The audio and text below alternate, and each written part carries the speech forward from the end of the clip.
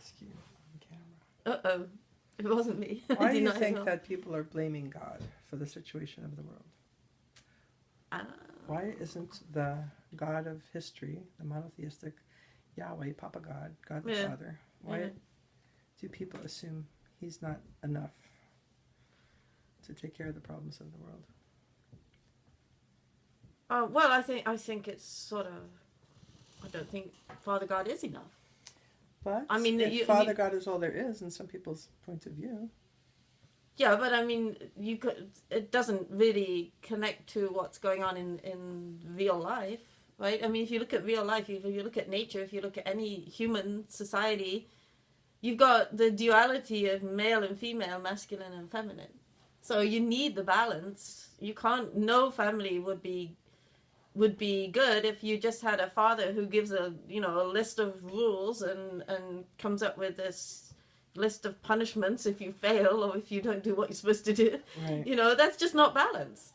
No children would survive that sort of a upbringing. I mean, not and retain their sanity. So I think that we've been in that sort of position, and you have to go back to the roots of religion to find out why femininity got banished from society. Well, that's very simple. Because women are awesome. No, that wouldn't be. But I mean, men wouldn't banish them for that reason. Well, yes, if they're the life givers, if they're the ones that are. I mean, just think of it. Life without your mother. I mean, just think of. Be impossible. Just think of it. I mean, who would? First of all, you wouldn't be born because you'd have no uterus to grow in. There you go. Major difficulty with life. Right. I mean, even the fact that I recall seeing a diagram someplace that the men thought that the little tiny babies were in the sperm and they just had to find a place to grow. Oh. Can you find me a place to grow? I'm a fully developed person. I just need to grow somewhere. That's right. So the woman is regarded as the field. The vessel, the carrier. Yeah. Right. Yeah, that's great. It seems a little... Yeah, so I mean, if you go back before... I mean, what you're describing is really a phenomenon of the monotheistic religion. So if you go back before that time, before, say, the first of the monotheistic religions was the Hebrew religion, right? Yahweh, and so on. So before that, there wasn't really a religion that focused on a masculine God, solely masculine God. So every religion had at least some representation of a feminine God. Right. I mean, usually they would have had the earth goddess or Mother Nature, as we refer to. Right. And this was a sort of a god who actually lived in the earth, who had a physical body usually. Sometimes they were represented by stars, as in the Egyptian religions. So you get, the Egyptian gods riding through the sky on a chariot in the stars, or is a star. I'm not sure how much they identified the god with the star, but so it was very different, and your god was living there with you, and those gods didn't really have any, they weren't all that different from humans, right? Actually. Right. But I think people wanted to have gods because it was pretty... they felt like they needed something that was more powerful than just a human. And it explains the changing of the seasons, bad weather, horrible things happening, good things happening. Yeah, it gives you some measure, to feel like some measure of control over that, I guess. Yeah. Or is it control, or is it that you've given up your control because God's in charge?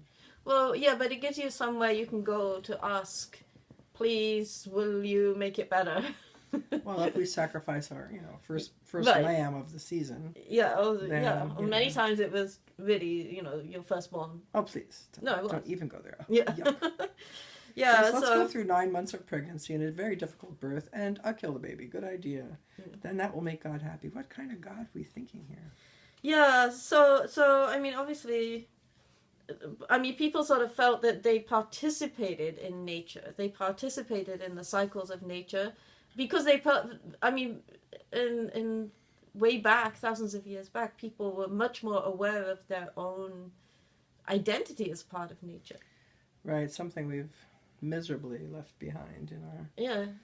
commercial society, right? Yeah, you can't even Industrialized see the society. stars now. No, I know.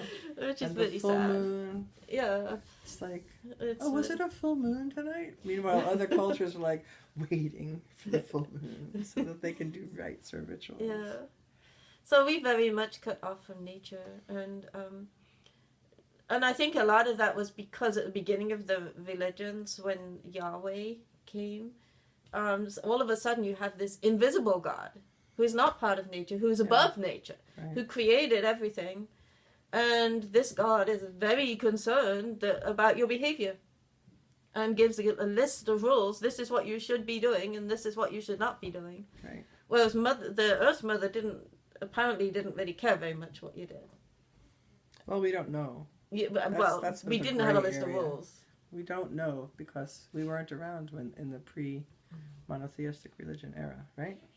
Wouldn't it be cool to zip back there and just check it out for a little bit? You've been reading too much sci-fi. No, I mean not sci-fi. I mean our parallel universes. Oh yeah. I'll just find the one that goes express to that period of time, check it out, and come back. Yeah, really. It'd be very Cool. interesting. So, what we really want to find out is what happened to the feminine side of God. Exactly. Right. Yeah. And this is Exactly. a good time to be looking at that, because this is the time when women in many cultures on the earth now are, trying to claim their actual Coming rightful to their position. own. Yes, Yeah. yes. So clearly something has happened. I have a great image in my brain of being born and brought home, and then after you're brought home from the hospital, your mother gets locked in the closet. And then your mother you're completely not connected with her. You don't see her, you don't hear Yeah. her. You only know from what your father is telling you about your mother. Yeah. And you only know traditions which your father understands. And you don't only know, your life only revolves around your father. Yeah. And then just before you die, your mother gets out of the closet, so to speak, and said, "What about me? You forgot about me." And that would it would change your whole view of the world, of your role, of the role of other women, the role of men. Yeah. Your centrality would be completely different, because you would not just be someone other than the ruler of the universe or your father. You would be somebody. You would be a co-ruler. You'd share the responsibility, because you're a woman too. Right. And you have a reflection that's like you, not just this man who sort of understands you and sort of doesn't, mostly doesn't. But you'd have a woman who understands you, who understands how you change when you have your first baby, and how you're empathetic when you hear of suffering of others, and how you think that men who start wars are out of their minds. There's nothing in the Bible that suggests that God feels pain when people go to war. That it just isn't. Oh. It's not discussed.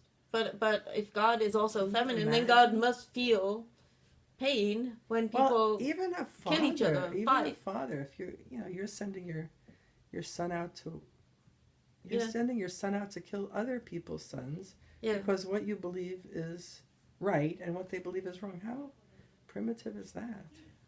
And we call ourselves an industrialized, human rights focused world. How ridiculous! Are we lying to ourselves? Yeah, but this is a political thing at this point. Okay, So we're until not talking about politics. Totally no we're not even going there. No politics, no religion, just science. Science is easy. science. Science is clear, provable. Oh, dear.